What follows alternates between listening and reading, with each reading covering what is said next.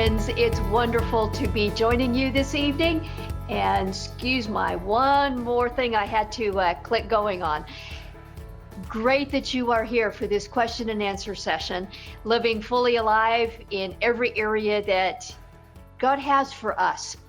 A few of you have sent in questions in advance or already put them in the question box, and I am thrilled that you are doing that. Whether it's about our focus for what this past month has been about in mental emotional wholeness, or how that impacts other areas of your life, one of the things that I fully believe here in the Fully Alive group is that there is no topic too difficult, no topic is off limits, and there's nothing that God cannot restore. There's no problem we have that He does not have an answer for. Doesn't necessarily mean a quick fix, doesn't necessarily mean that things will be back the way they were or that we want them, but He always works for restoration, always. If you haven't already, and if you have a question, you can put that in the questions box, and I'll be happy to address those as we go through this this question and answer session. This is probably one of my favorite things to do, is address your questions. I want to start with one of you who wrote in advance and said this: I hear people talk about having a wonderful personal relationship with Jesus. I have yet to experience that for myself. I talk to Him, but it feels like I'm talking to myself. It's difficult to feel like He loves me the way His word says. I feel like I'm not getting any answers. I guess I view Him as a distant creator that is hard to get to. Sometimes I feel like I'm missing something that others have and understand. I don't think it should be this difficult. Well, I feel for you. And this person doesn't want me to share their name, and that's fine. Coming to a kind of relationship with God that feels like it's real, that feels like it's authentic, is a growth process. And I want to encourage you, first of all, that God is patient. He not only sees you where you are right now, He also sees you as He is creating you to be. So when we go through challenges, the length of time stresses us out more than God. Yes, He is about us growing and moving forward, but He exists outside of time. He sees the end from the beginning, and so it doesn't worry Him nearly as much as it worries us when it feels like it's taking a long time. And let me suggest a couple things in feeling like you don't have that kind of open connection with God. First, ask yourself what in your history, what in your past may be impacting how you view God now. What were you taught about God? What were the things you've gone through in life that may have brought up disappointments or traumas? And what did you believe about God at that time? There are certainly many people who connect their view of their earthly father with their view of God. And that can be a big challenge to overcome. And you didn't specifically say whether you viewed your father the same way you viewed God, but many people do, and that can be something to contemplate. For example, if your father abandoned your family, or if he was emotionally distant, not available to you, didn't express love and protection and care, it's a natural human response to transfer that view to God as our Heavenly Father. And so just unpacking some of that can be helpful. And I want to ask you too, how do you pray? You said you talk to God. What's that like? Do you talk to Him like you're talking to a friend, or are you using King James English and formal prayers? Sometimes it can help to write out what you would like to say to Him. You might start by journaling and writing in your journal what you would like to say to God if you could. Just imagining that you are sharing what you would like to say. And then you might try praying that, reading your journal praying to God, in sharing your heart. Some people also find very appropriate psalms to pray. The psalms are actually prayers. The vast majority of them are prayers. And it's a great way to demonstrate that God is willing to accept any emotion, any state that we're in. You might read through until you find a psalm that seems like it's speaking what you would like to say, and then read/pray that psalm as a prayer. Those are things to do on your side. And then let me also encourage you to just clearly say to Jesus how you feel, that it feels like he is distant, and invite him to make himself real to you. In quietness, just wait there. Let him know you want him to show himself to you, and just wait there for a while and see if he will speak to your heart in some way that you haven't yet experienced. Some people also find that worship music can help break down barriers and help you feel connected with God. Those are some thoughts. And thank you for that. Such an important thing to address. Here's another one. I'm a Christian. I've been facing a spiritual attack of fear and anxiety since 2017. I'm still not sure what the root cause is. I've been praying about the matter, but I don't have any revelation. I have read your book, Overcoming Fear and Anxiety, and I've applied many of those. It has opened my eyes a lot, and I've been applying a lot of what has been stated there. So what do you suggest? Great. I'm glad that that book has been somewhat helpful. And let me just maybe unpack a couple additional pieces. When you are feeling the angst or the anxiety or the pressure, just survey your life. First of all, survey the various aspects of your life that may impact your mind. Survey your physical lifestyle. What may seem like relatively simple things may end up being real important in addressing this heavy anxiety that you've been living with now for some long period of time. Things like getting adequate rest, getting physical exercise. There's good scientific evidence that physical exercise calms the mind, gives some feel-good chemicals there, maybe enough in some people to address anxiety in itself. Just that. Pay attention to the nutrition that you're getting. Pay attention to the people that are around you, that you're spending time with in your life. Survey for anything you know that could potentially be coming between you and God. Is there something you're aware of that the Holy Spirit has asked you to change that you're resisting? Just feeling anxiety doesn't automatically mean that you're doing anything wrong, but those are some things to survey in your life to see, are there areas I'm aware of that I can make a change about? And then some action steps to take. Don't just sit there and try and figure it out and let all this ruminate in your mind. When I was going through my years of distress, one thing I had to learn to not do was to just sit in my head and trying to figure things out when things would start to swirl. So if you find your mind starting to swirl like that, take some other action. Go for a walk, talk to somebody, get some good mental emotional nourishment or whatever. And specifically, if you're struggling with anxiety, pay extra attention to the mental emotional nourishment that you are taking in.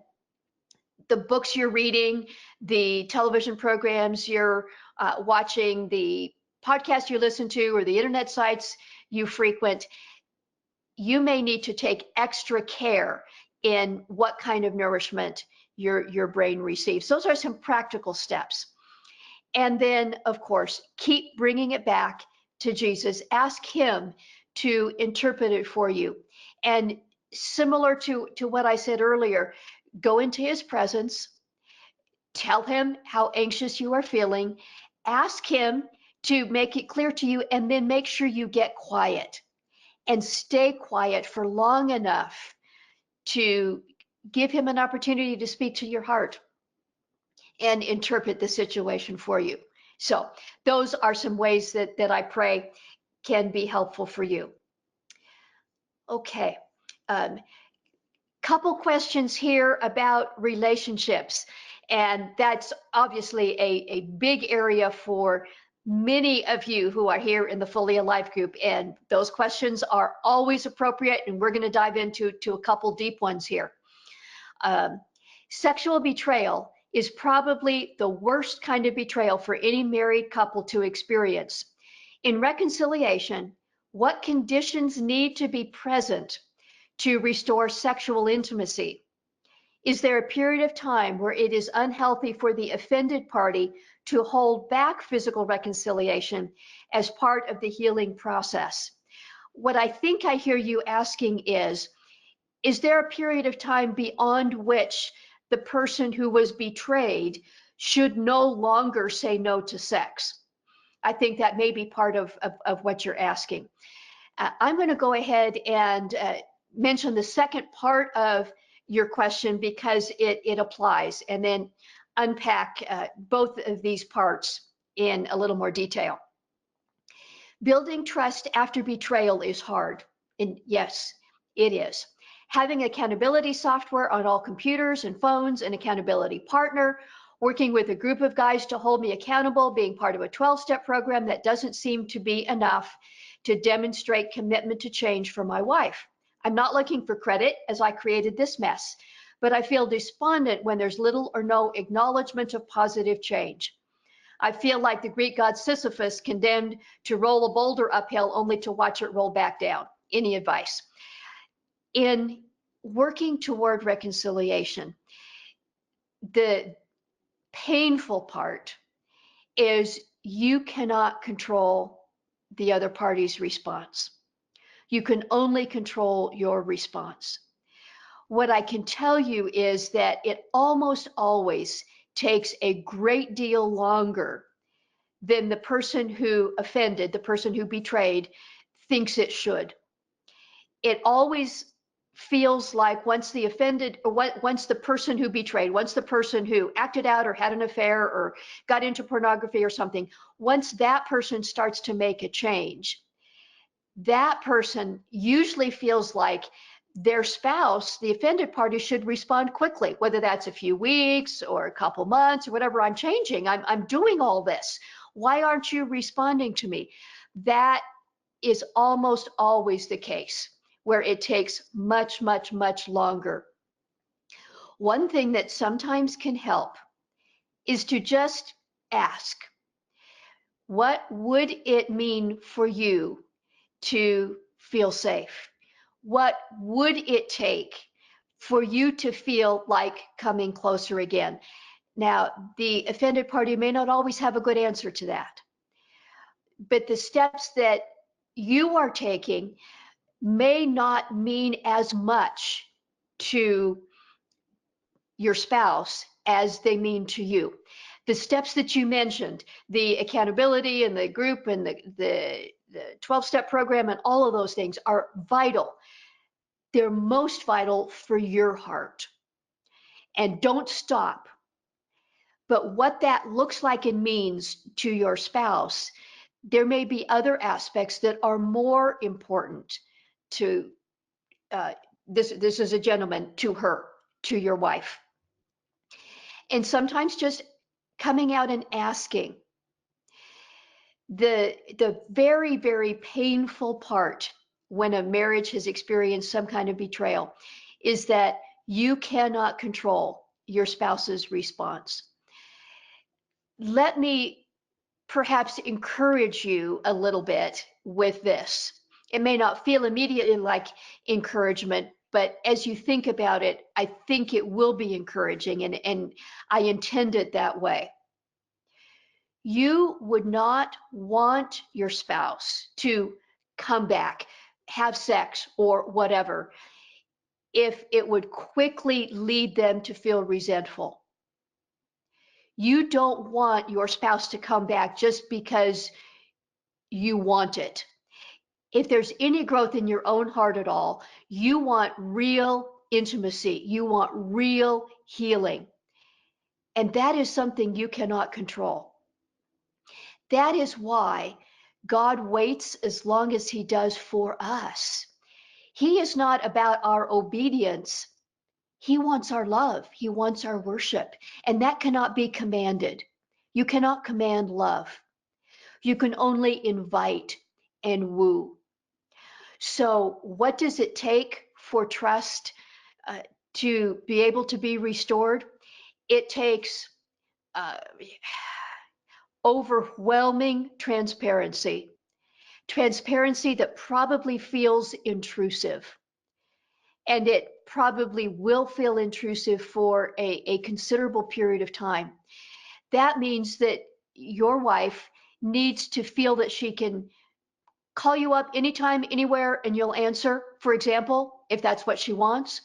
Uh, Passwords to anything, ask you any question, and have you respond as broadly or as specifically as she wants. This is about you over and over again, day after day after day after day after day, for as long as it takes, doing what it takes to make her feel safe. And that's going to feel much longer. That's going to take much longer than you think it will. I don't mean that to be discouraging. I mean that to say you are not alone. You are not the only one that is experiencing this going on much longer than it feels like it should. When will sex be okay again? You would not want your spouse to feel pressured. You would not want your wife to feel resentful because she had to have sex with you again. You want this to be healed.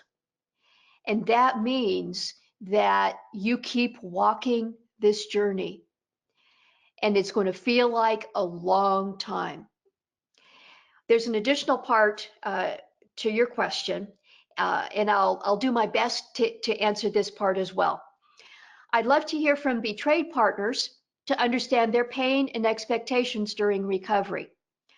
I'm sure those betrayed have different responses. Are there any common characteristics or themes that generally apply? What things can the betrayer do to get into the head of the betrayed to fully convey understanding and empathy for the burdens being carried by the offended party? Couple ways I'll try to respond to this. From the perspective of talking with others who have been betrayed, I have not experienced that in my own life. My husband, that was not part of our experience. But in the many people who I have talked with who have experienced this, I'll do my best to put some words to that. The one big fear is being hurt again. It's very likely that the betrayed spouse feels like, well, you lied, you said you would stop, you said you wouldn't do it anymore, and you broke my trust, not just one time, but over and over. That the breaking of trust was not just a one moment thing, but that it went on for a long period of time. At least that's the likely feeling, that if you lied to me before, will you lie to me again? If you broke my heart before, will you break it again? That's a big part of the fear. When you, as someone that God is working on your heart to change in this area, uh, stopped the bad behavior and took action to find integrity and healing, it's very likely there was a big relief for you. But the betrayed spouse, that's just often the beginning of the burden for them. You feel like the burden has been lifted in a large degree. For the spouse, it is now feeling overwhelmingly heavy to them.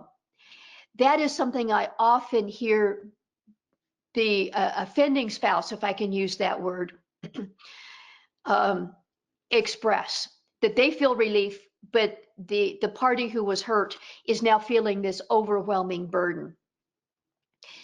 Part of what can help is to invite, not force, but invite your wife to express to you what she is feeling without judgment, without defensiveness.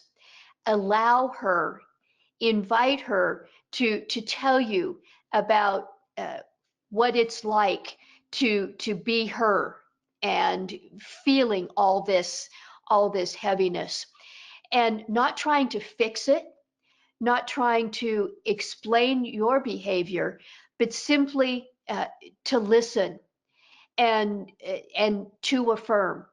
Now, at some point for full restoration, it's very likely that your wife will also need to listen to you express your pain that you've experienced, both in the past that may have led to the whole betrayal initially, and then the pain that you're feeling going through it now. But first, it's very likely that your wife will need to really feel you listening to her. Sometimes that can help. And again, I'd I'd encourage you to not with 20 questions and quizzing, but to invite your wife to let you know what it's like for her, and if there is any way that you can help. Uh, Anything that she does express, if at all possible, do that for her. It's not that you are uh, now becoming codependent, it's that you are committed to an opportunity for restoration. And then, of course, stay on your knees. Ask God to give you insight on your spouse's heart as well. Ask Him to allow you to see what your wife is experiencing. And going to God in that way can help bring some openness and insight, perhaps, in your own heart. Big challenges, don't give up. I'm glad you're here as part of this online community, and we'll keep walking forward uh, together. So I took a little more time on unpacking that. Um, one more question that I want us to address.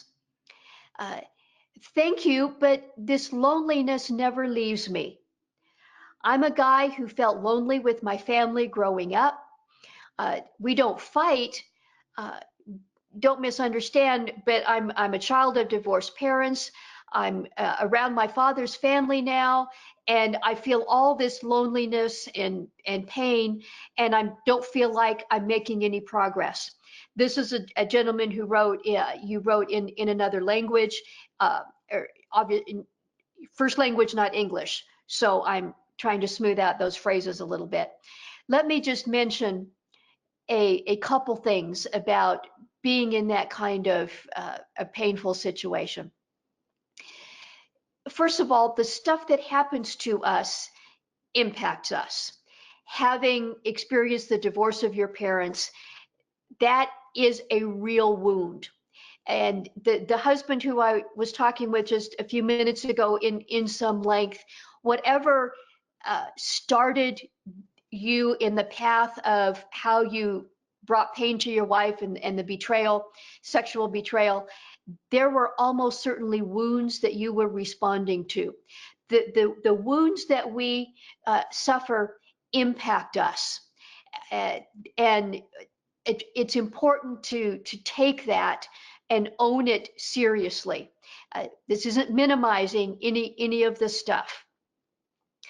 I'd ask you to ask for God's perspective on this. Feeling lonely is such a common and such a painful thing. I remember one of my first medical school experiences. Uh, the school was trying to get us to uh, develop healthy relationships. Actually, they were trying to do a good thing and asked a few of us to just talk among the class about how things were for us. I made some notes and I kept those all these years. And what I wrote about and what I said and shared was how lonely I felt, even with everybody else around there. I felt so alone, even in a crowd. And that was so painful. So I know what that's like. Understanding that Jesus understands can help. Start there. And then I want to stretch and encourage you to take some action. Don't just stay in your loneliness. Look at the people that are in your life and look for who may be somewhat safe. Many of us have been hurt, whether that's in a marriage, as we've been talking about, or with parents or others, work supervisors. Yes, people have hurt you, and we tend to pull away and pull the shades down in front of your face and hide, and that just makes the loneliness all the worse. That response is understandable, but it's not healthy. So intentionally look around and pray, ask God to help you see who is one or two or three people in your world that you can connect with in some way. It may be nice if your family would be open and welcoming and loving, but if they're not, they're not. God knows that. If there's one member of your family to connect with, great. If not, maybe there's somebody in your church or even online sometimes. That's why we're doing this in the Fully Alive group. Look around for who you can connect with. Don't necessarily just dump it all out at first. Take a step, share a little bit, share just a piece, and see how they respond. And if that person responds warmly and openly, okay, you can explore a little further. Loneliness is hard, but I do want to encourage you to remember that Jesus understands and he sees, and second, to take action. Look for someone who can share, who you can share with, even if it seems like it's just a little bit. Find a nourishing person to connect with, even briefly, and treasure that and nurture that and see how God can use that to grow you.